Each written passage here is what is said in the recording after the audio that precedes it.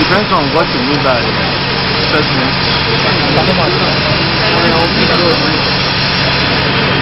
As far as I'm concerned, I've done very well. I continue to pray to Almighty Allah to be able to serve and His team to be able to do more, to move Lagos State forward, so that more useful, successful, and beneficial results would be achieved. The goodness, celebrations,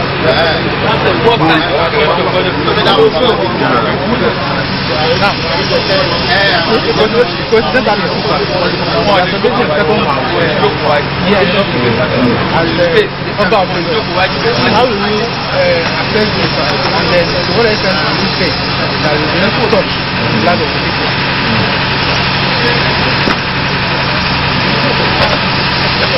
Almighty Allah, who places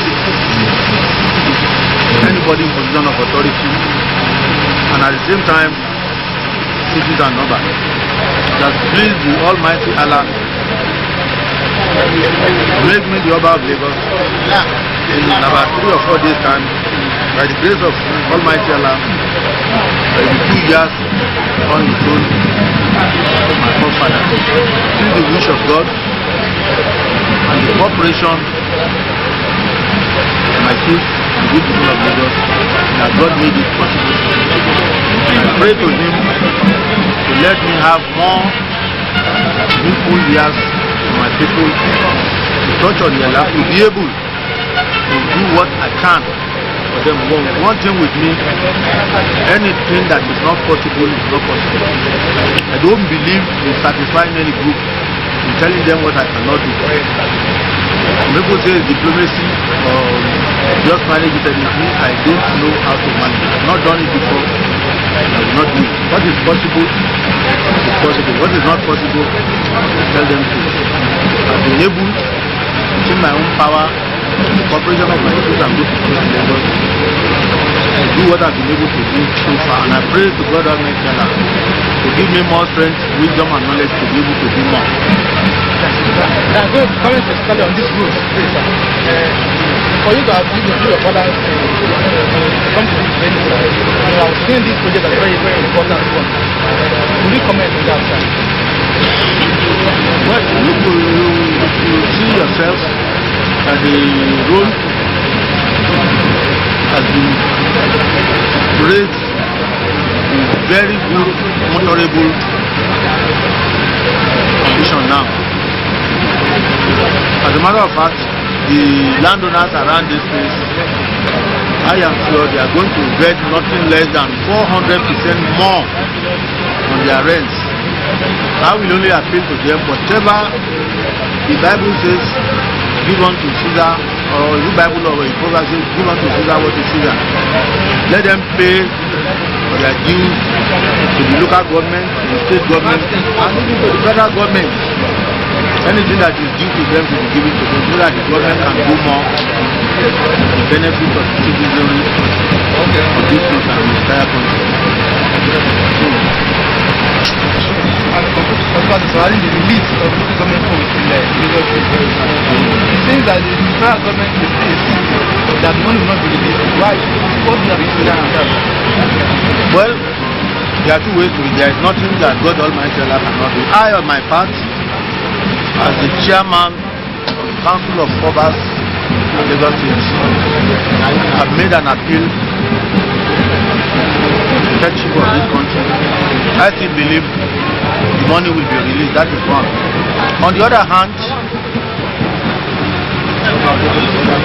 the Lagos State government, from what they told us, they have done all that is necessary for the local government council, which is enlarged, which is undoubtedly the wish of people of these states. Everything necessary to be done has been done, and it's with National Assembly. See, while we are appealing to the federal government under the able leadership of the President of this country, the National Assembly, that is the Senate and the House of Representatives on their part, they should go ahead and pass the assembly law which is required, instead of saying that impeachment or something. Crisis does not solve anything. They should go ahead and do their own part while we continue to appeal to the President to release the money. That is my own contribution. My own part, I've written to the President and I'm still waiting for the day we say that you come with other obas and prominent citizens of this state. Dialogue is better than confrontation. There is nothing that God cannot do. I believe God in His mercy will intervene and the money will be released, because the money is badly needed in this state now. People are suffering. Homes are being broken as a result of the delay in the release of this money. Inshallah, it will come.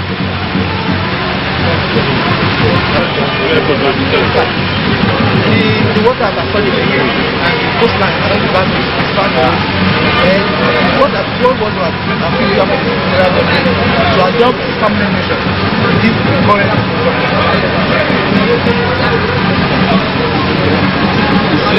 by the strategic location of Lagos, it is God Almighty who created other towns in Nigeria that created Lagos. And God Almighty Allah, in His wild power and wisdom, knew why He made Lagos what Lagos is. If the Lagos State government says this is what we want to do to make the citizens happy, the federal government as the big father of assist. I listened to the news line on Sunday and the argument of the chief executive of the state and the Honorable Minister of Environment. Listen to it.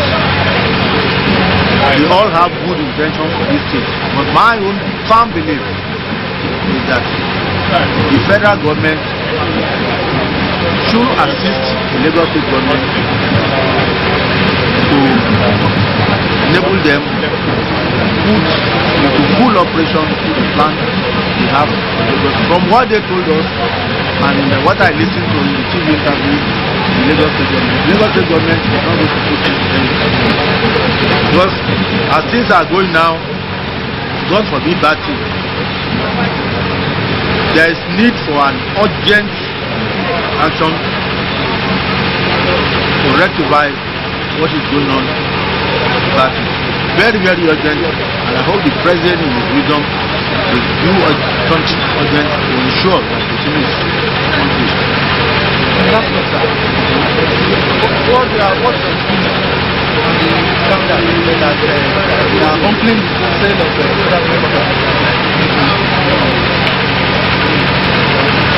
What do you mean by a standard?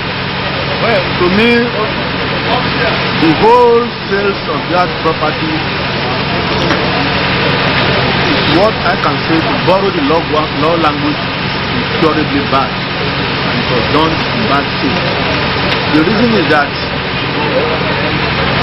the federal government in its wisdom set up a panel on federal government properties in Lagos under General Rotimi.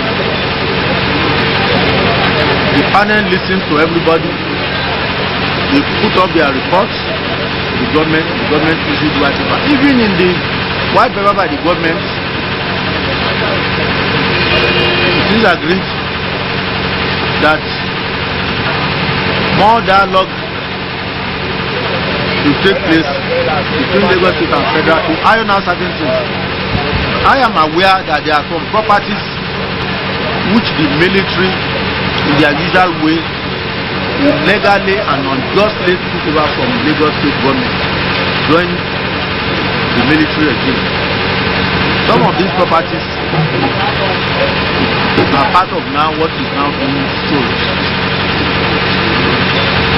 I have also appealed to the headship of this country that the whole exercise requires dialogue.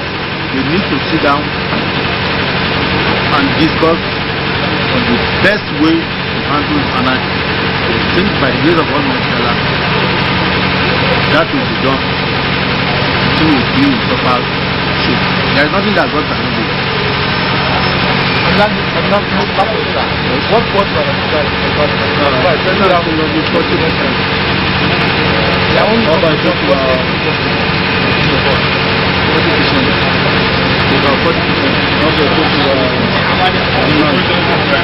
advantageous position of Lagos is requires the education, cooperation, and prayers of everybody living in Lagos, not Lagosians alone, to assist the government and to be honest in anything that we do.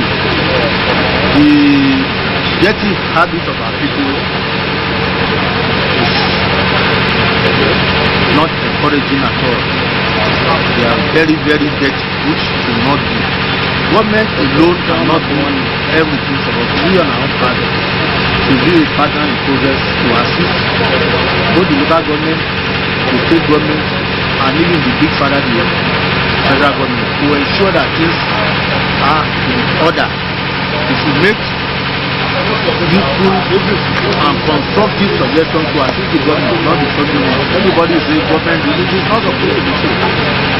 And the private participation in things that will make things work, which is good. And above all, you will be very, very close to God,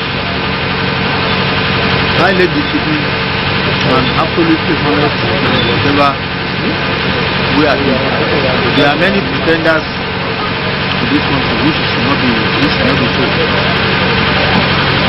That is all. And everybody should be security conscious and be at alert 24 hours so that things can be in order. If you look at what is happening in our medical service, Nigerian doctors and professionals are one of the best in the world. But the enabling conditions, the materials required to achieve the best results are not there. And there are some priorities which are not necessary in this country on which we waste money. God Almighty Allah direct our leaders in the best direction. Nigeria is a blessed country. Nigeria will not break.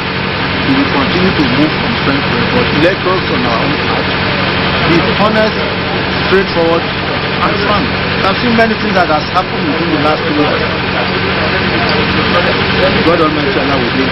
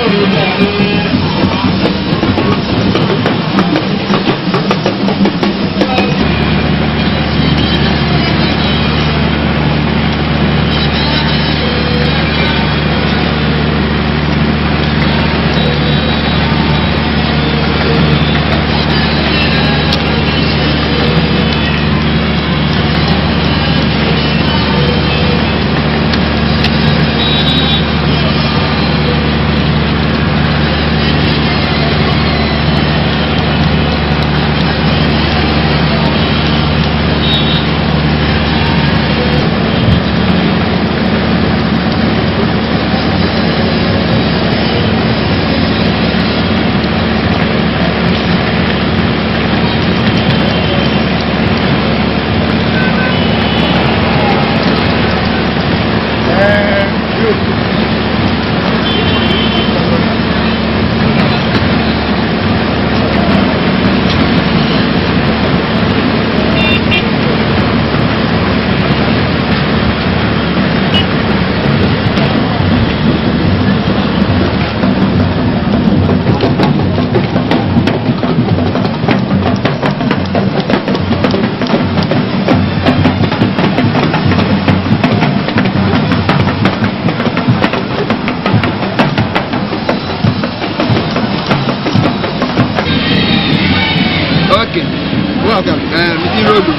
April. Can we meet one? Well, it seems that this project falls within your local government. How do you feel this day, madam? I feel, of course, I'm happy, and I'm happy because we are enjoying the dividends of democracy. We are feeling the impact of the state government in our local government, and this is better for us. Well, there's no doubt that this is a big project, considering the fact that the status, how it was before and how it is now. Yes. Well, as a local government representative, what are the things you are expecting that this project will bring about for the government? A lot of things.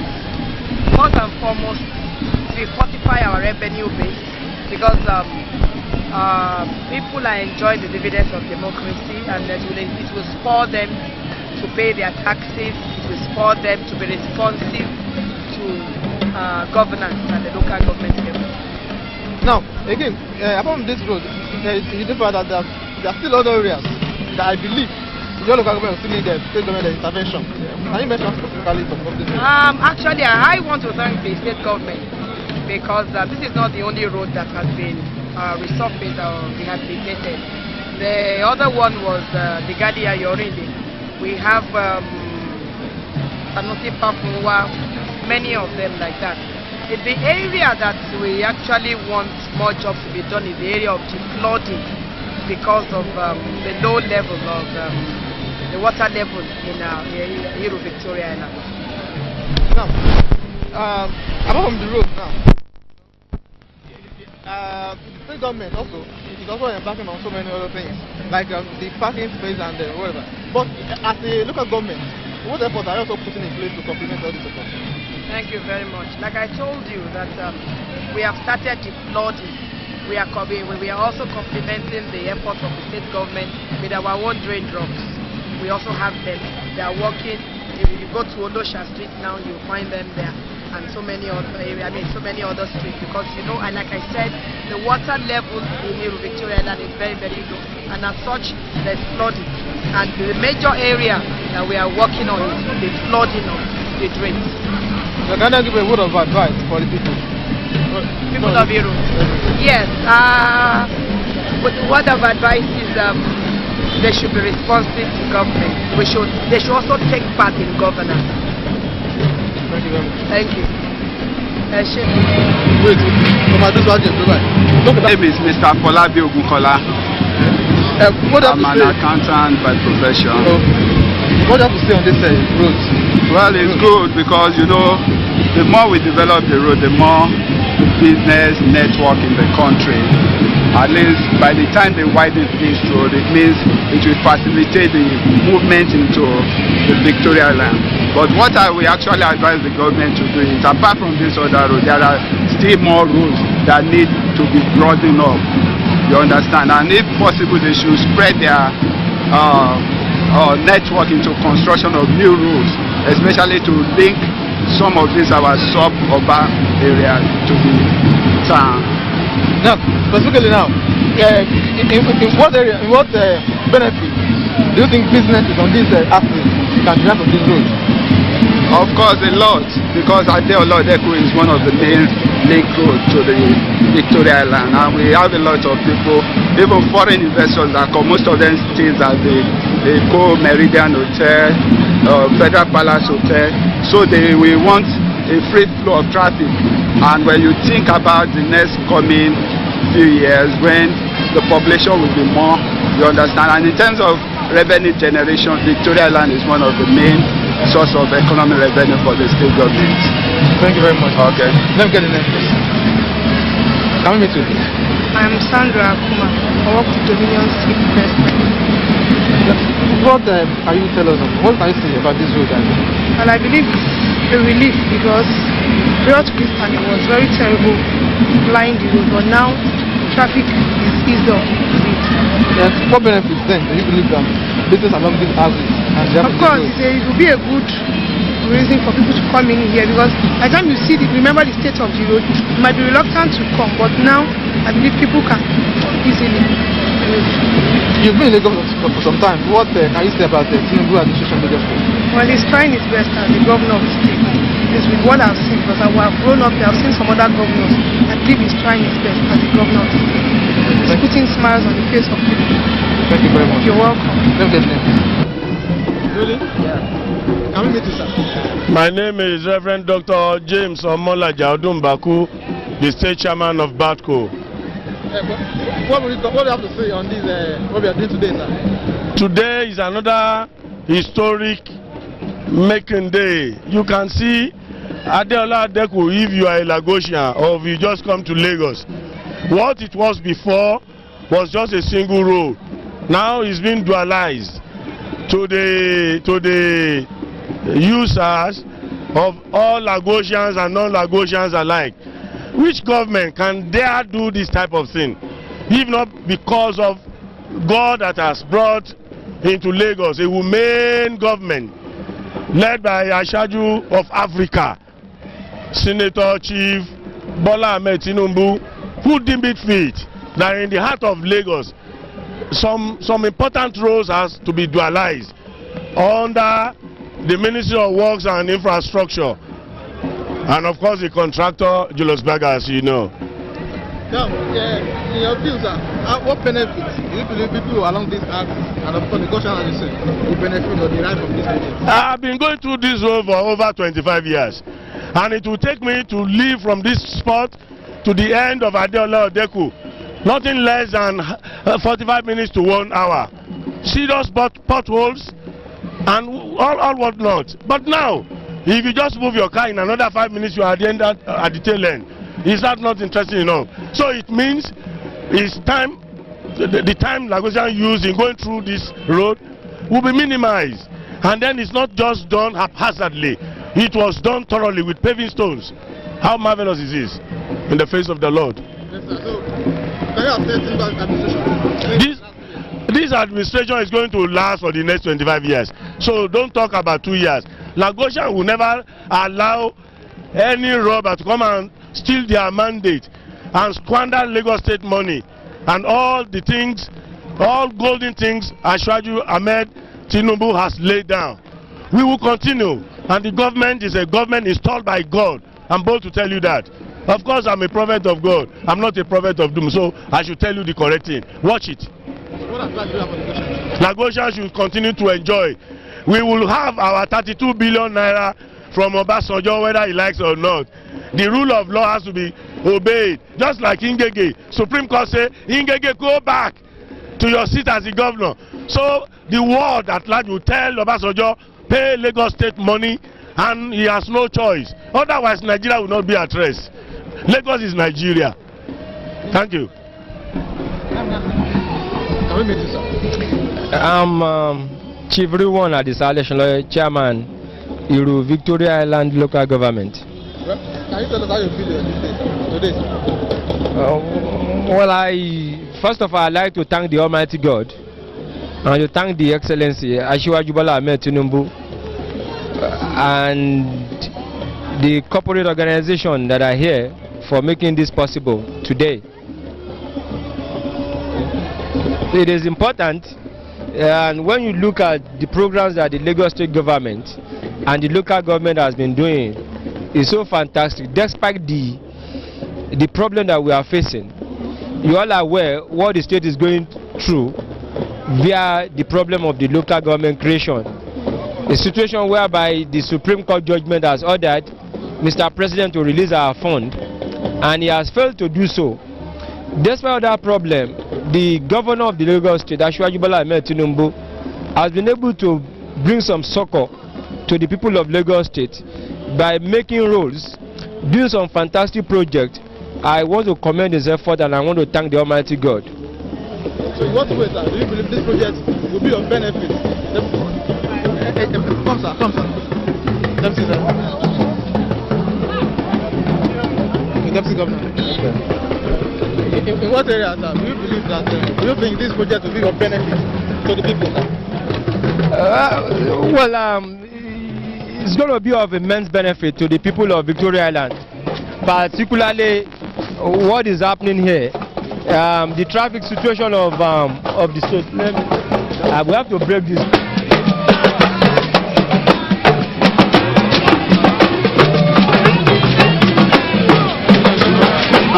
Here present today, market women and men, great supporters of our party, gentlemen of the press, ladies and gentlemen.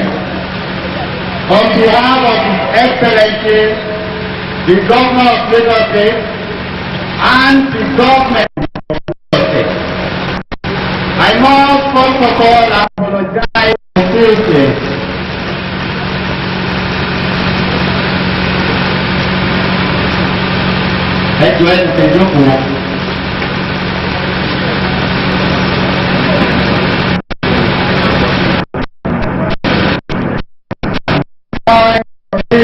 Important occasion. It's only because of the love you have for our government and our governor, and of course because of the support you have been giving us. We are especially grateful and thankful for this show of support, for sitting down here this morning waiting for the commencement of this occasion. We set this day.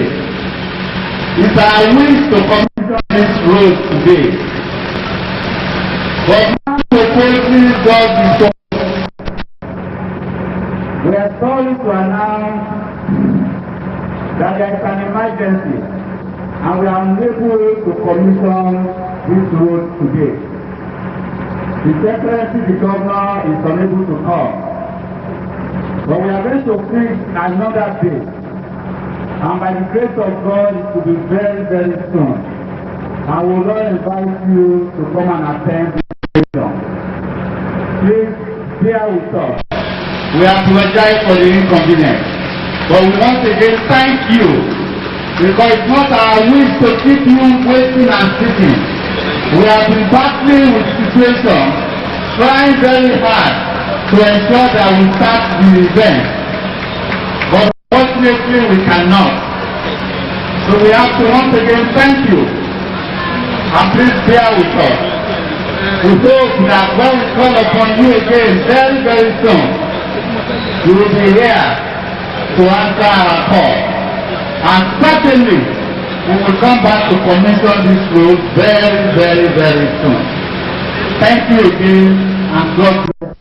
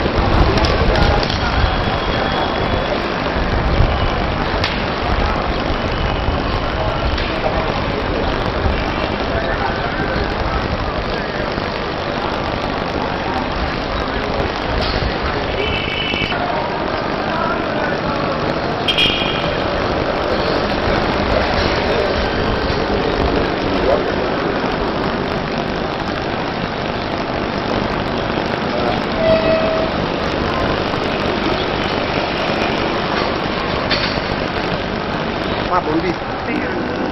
This is the phone about Barini. I didn't like woman do like video and just the camera.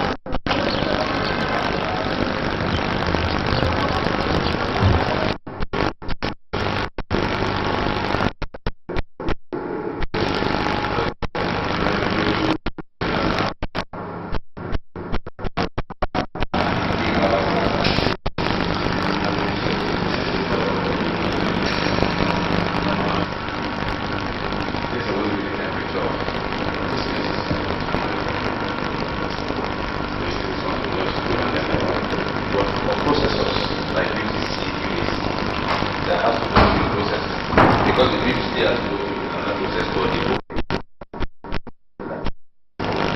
Those are the process. It's only you have a lot of frozen items there. I want to be frozen. I'm very interested. And the reason why it's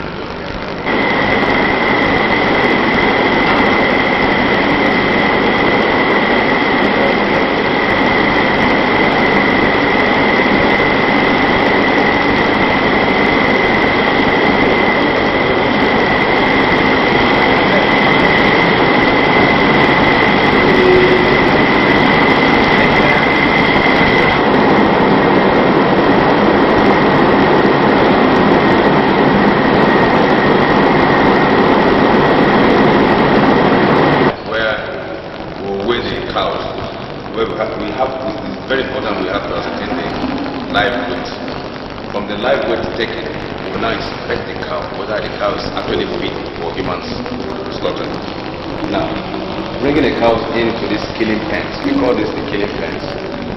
These are air propelled, they're hydraulic pneumatic systems. The cow is brought in here, and then once the head is coming out from that point, we lock the cow head in and then tilt it's at that point that you have to stun the animal with a stun gun. The stun gun, what the stun gun does is to actually render the animal senseless for like 10 minutes. But you have to slaughter the animal within 1 minute. It's better because that is at the point where the heart is really doing serious work that you can achieve full and complete bleed-off. But bleeding is very important. Bleeding has to be complete. You don't joke with it. Because blood, one drop of blood like this on the ground, in 2 hours it has decomposed already. In just 2 hours. So these are things that causes shelf life of meat to be so reduced, and we don't want that. That's why we do things that makes bleeding to be thoroughly complete. Now, after the slaughter, you release the carcass, you release the cow onto the floor, and then use the crane.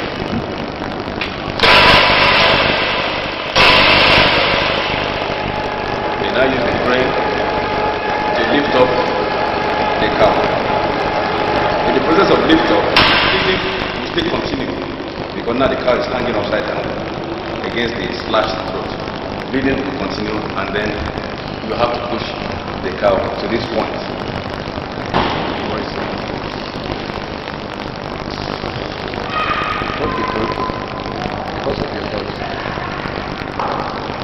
So at this point, then we keep it on that rail. The cow is still hanging upside down. Well, at this point, they remove the 2 front legs, just the top, not from the thigh, but from the knee downward. Those ones are removed and put inside those pans. Those are called the upper pans. the legs are put in there, and in fact the head is now hung on the hooks beside it. So as the head is being tagged, the legs are being tagged, the cow has already been tagged. So you know this leg belongs to this cow. So at the end of the day, you don't mix up carcasses at the receiving end. Now from that point, it moves up to the other stage where the shank legs are cut off, and then the animal is now hanging on the skeletal form structure. At that point, flayers commence their where the skin flaying is actually the process of skin removal. We have pneumatic flay knives there. Instead of using ordinary knives, we use flay knives. But sometimes the flay knives break down, and the guys are skilled in using knives too. We have flay knives. From removing the whole idea is just to open up the skin from here, and then by the time you get to the other end there, that machine, that tall one, is one that will pull off the remaining skin completely. Just pull it off in one single pull, and then from that point onwards, that area is classified as the clean zone. You don't have any dirty part anymore because you've removed the legs, the head, all the external offers are out. So you only have the bare naked carcass, but still with the bowel covered. That's why the next stage will now be the evisceration point, where the internal offer, the liver, intestines, stomach, everything, the tract, everything is removed, and then from where the carcass goes to the next stage. The carcass then split into two equal halves for two reasons: better handling, because now you automatically have reduced the weight, and then you make it easy for proper inspection, so you can actually see the insides, and the two stages of veterinary inspection can be complete, where the two veterinary inspectors there can open up the glands to see if any of the glands are inflamed, and if they are inflamed, they are sent into the primary freezer. That freezer is just to contain any suspected carcass temporarily, depending the time the laboratory quality control man ascertains whether the carcass is okay for consumption or should actually be condemned outright. That is the freezer we saw back there. And then if it is ascertained that it's okay, it's brought out of the freezer and taken to the delivery area, or taken straight to the cold room for storage. However, the cold room storage area depends on what the client wants. A processor, an average processing plant, for example, when they order from us, they specifically tell us that they want the carcasses chilled for at least 12 hours. Or better still, if we are delivering for them at 12 o'clock tomorrow, we would have slaughtered for them by 12 o'clock today, and then chill for the next 24 hours at 0 degrees. So by the time they're taking the delivery, it's not frozen, but the meat is formed, cured and formed. You will have passed through two processes. A process called rigor mortis, whereby the stress of production is removed from the flesh, from the muscle of the animal, of the carcass. That's quite important to improve the shelf life of the carcass, or rather the beef. Then secondly, it makes the boning a lot easier for them. That's why we know that often we, as a matter of standard, chill overnight for them 24 hours before we deliver to such clients. I'm talking about processors. But for straight clients like end clients like hotels, we only just do the basic rigor mortis of chilling the animal for 3 hours, the carcass for 3 hours, for the stress to get out the flesh, and then we'll move into the cold room and transport to the clients at about minimum of 10 degrees. Now that Harmony has taken over the management of the abattoir, yes, what will you say concerning the response of the public? I mean, those people that deal with meat processing, production, meat sellers. What will you say to people's response to the main?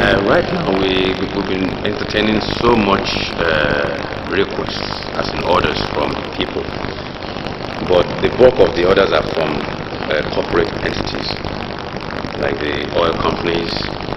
They are getting more aware of our facility being the only accredited abattoir in Nigeria by the Standards Organization of Nigeria, and then other people have been coming on individual basis, and to some extent we endeavor to slaughter animals not for bulk, but because we don't want to turn back all those people that come here. A lot of people come to the market outside to buy beef, but from the news they've been hearing, from the information we've been doing a lot of public sensitization of the new mode of beef processing and wholesome beef production, which we've been up to.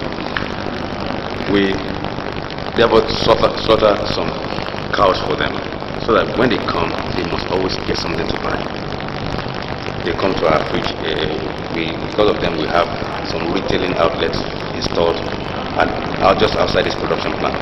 That when they come, they want to buy 10 kilos of beef, 3 kilos of shaki. You know, all those kind of, they get those things to buy. Like now, I've been informed this morning that we need to slaughter maybe 1 or 2 cows tomorrow, because we are running out of boneless beef in stock. Not that we really making so much from that end, but because we are out to make a statement to the people of Lagos State, every Nigerian, that standards must actually be set. The standards are actually being set in terms of production, in terms of transportation, in terms of delivery. We have the meat edict of Lagos State of 1978 as amended, the meat and edict and transportation edict of 1991. No, 1992. The laws are there in Lagos State. Because remember, when we were young, from Apapa, only those white vans were allowed to transport beef from Apapa to Ereko Market, Itapaji Market, down to Mushi. Those days, only those other machines, all those white vans were allowed. And every meat vendor must put the beef in a mosquito fly-proof container, like a mosquito netting, like a box over their wares, the beef on the counters. I don't know where those days have gone to, but I just feel the government should do something in that area, enforce what is on the because we on our own part as butchers, we are really determined in the case of red meat production in Nigeria, not only in Lagos, because we have customers even in Port Harcourt and in Abuja speak right now that order, and we send meat to them, shields and preserved. So health, we believe that eating wholesome meat will help people of Lagos State to reduce the cost of Medicare, because what you eat determines how you live.